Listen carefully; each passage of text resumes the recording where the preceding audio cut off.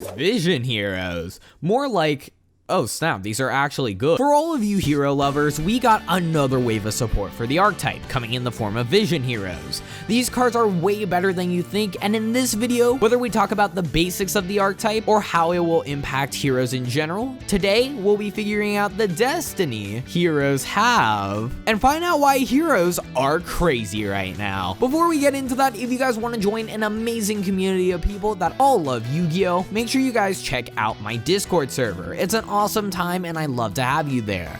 A link to the Discord server is in the description. With that, let's find out why heroes are crazy right now. Alright, so what are the basics of Vision heroes? Well, the archetype is revolved around their monsters being placed in the spell and trap zone as continuous traps similar to Crystal Beasts and how they place their monsters in the spell and trap zone. They place themselves by being in the graveyard and taking battle or effect damage. So if you take battle or effect damage, their effect will activate from the graveyard and place themselves in the spell and trap zone. They contribute hero monsters to special summon themselves from the spell and trap zone during either player's main phase, and they all have effects when special summoned from the spell and trap zone. These effects include Increase will special summon a level 4 or lower Vision hero from deck. This is really powerful for the archetype and gives you a good going first play. I'll explain why Increase is so important to Vision heroes in a little bit. We have Minimum Ray, which destroys a level 4 or lower monster the opponent controls. This is amazing because this means you have a Vision hero that can activate during your opponent's main phase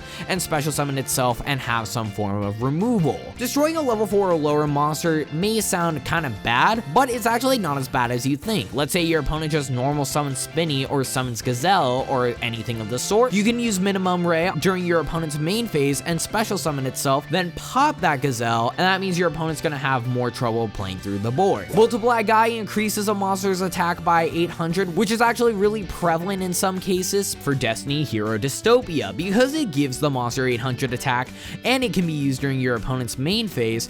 That means you can use Dystopia as a disruption without needing something like Phoenix Blade, for example. BladeYGO gives you a hero method of increasing the attack of Dystopia, giving you another disruption. We also have Poisoner, which halves the attack of a face-up monster. Poisoner is definitely the worst out of the four, I'm not gonna lie. You probably won't be seeing Poisoner played. Depending on the deck, it may be good, but we'll just have to see what happens. Ignoring these specifically, we also have 4 other Vision hero main deck monsters. So we have Ferrous, which is a level 5 that discards a hero to special summon itself. Then on normal or special summon, it will place a Vision hero in the spell and trap zone, but then locks you into only summoning heroes for the rest of this turn.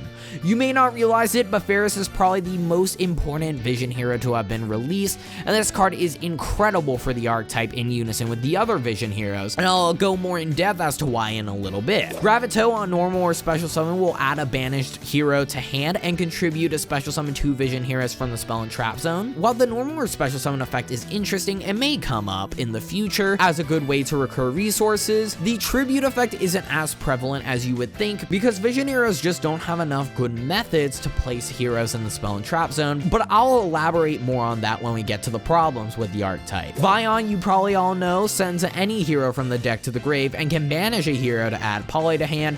Obviously, this was used with Malicious back in the day in warrior decks in order to get you access to Malicious, then get Isolde and do crazy things from there. Lastly, we have Witch Raider. Now, I know people probably thought that Witch Raider was kind of random for the archetype at first, but now that we have the rest of the Vision heroes, it makes sense. Witch Raider is a level 8 that contributes traps as well as monsters to normal summon it, and when it's normal summoned, it can destroy all spell and traps your opponent controls. And you can only special summon heroes the turn you use Witch Raider's effect. This card is interesting and may come up in the future. I'm not really that sure if it will, but Witch Raider is interesting for the archetype no less. A Harpy's Feather Duster for the archetype is nothing to scoff at, so maybe it'll see play, maybe it won't. I guess we'll just have to see. We also have 2 spells and 1 trap for the archetype. Vision Fusion is a fusion that can also use monsters in the spell and trap zone that are treated as continuous traps as material. Vision Release summons a Vision hero from the spell and trap zone, then after the turn it was used, used can banish itself to recur a vision hero from the grave to the hand, and apparitions, a vision hero from the deck after one was destroyed by battle or card effect. Then halves the attack of a monster the opponent controls. So those were all of the vision hero cards. I'm just gonna let you guys know the spells and traps aren't really that relevant. They are neat and may come up in the future if we get more vision hero support, but right now they're pretty meh for the archetype. And they're not even searchable, which makes them even worse. I just wanted to mention some general notes. So they're all darks for mask change to summon Darklaw, which is important because every hero that's printed from now on should honestly be dark type.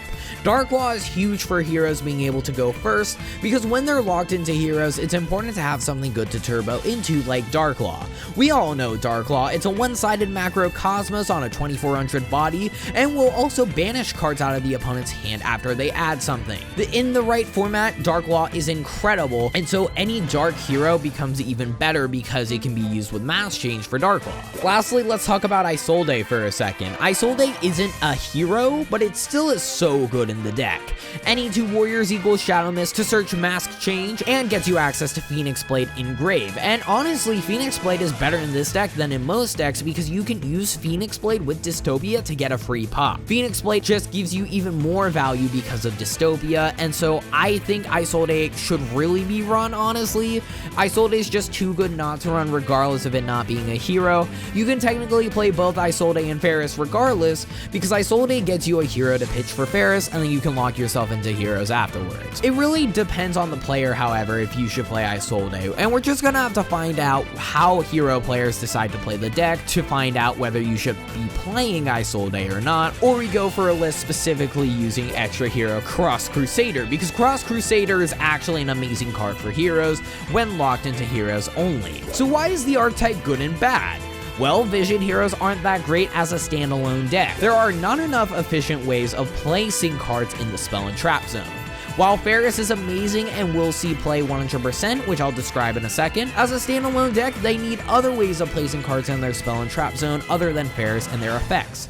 In heroes, in general, you don't have any ways of taking damage with a card effect. That means you cannot trigger your heroes from your graveyard. Sure, you can attack into a monster, crash, and then you can put everything back into the spell and trap zones. That's not a reliant strategy to be using. And they also don't do enough when they're in the spell and trap zone. So they need other heroes to be good, is basically what I'm saying, which I assume was the intent with how vision heroes work. They were meant to support the hero archetype and not be a standalone deck. While the vision heroes are amazing support, they just will not work as a standalone deck because they don't have all of the pieces together yet. And vision hero Vion, for example, sends any hero, which you can get off of Increase, which you can get off of Ferrous. So all of that in unison just makes me feel like heroes are meant to be combined into one deck rather than all separate decks from now on. And speaking of which, when they're combined with the hero archetype, they're absolutely incredible in unison.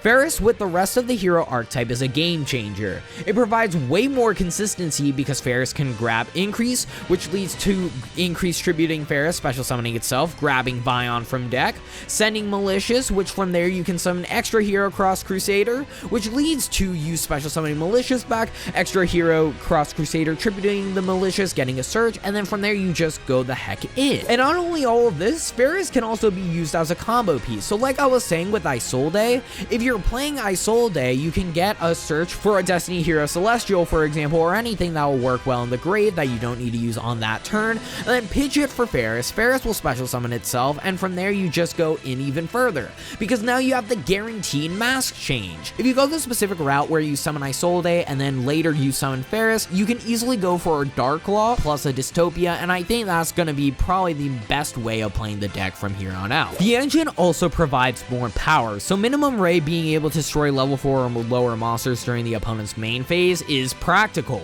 because like I stated with the Gazelle example, you can also destroy stuff like Connector, like Aqua Dolphin, like Candina. There are so many level 4s in the game. You can destroy a Sky Striker token to prevent Kagari from coming out. This effect to destroy level 4 or lower monsters monsters is nothing to scoff at, honestly, because it's actually pretty good. If it's something like where you can't use it on the opponent's turn, then it's a lot more mediocre. But because we can use this during either main phase, this minimum ray becomes really practical in the deck. And Multiply also gives one monster exactly 800 attack. Well, what monster needs exactly 800 attack to negate a monster effect? Apollousa. This card gives Apollousa 1 extra negate, which may not be the craziest thing, but may come up in specific builds of the deck. So the engine would consist of 3 Ferrous, 1 to 2 increase, and maybe 1 minimum ray or multiply guy depending on your list and your goal. So with all of this in mind, are Vision Heroes viable after this new support? The deck is still really solid, but I'm not gonna say it's tier 1 by any means. However, this is a solid deck because of a card like Darklaw and because of the consistency Vision Heroes provide. This deck goes to another level after this new wave of support and could easily top regionals here and there. Vision Hero Ferrous in unison with the Vision Heroes is a game changer for any hero deck. But is it viable as a tier 1 strategy?